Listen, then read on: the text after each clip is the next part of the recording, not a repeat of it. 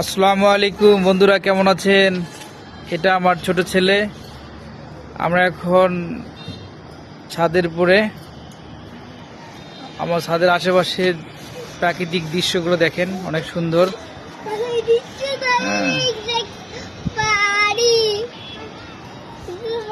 আমার বড় ছেলে সাজিদ, তুমি এখানে আসো বাবা, আসো। দুজন দাঁড়াও সামনে।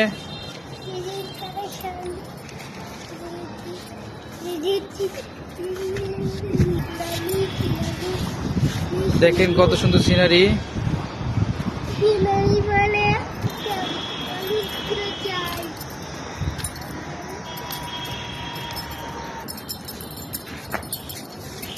ওদিকে যাও আব্বু।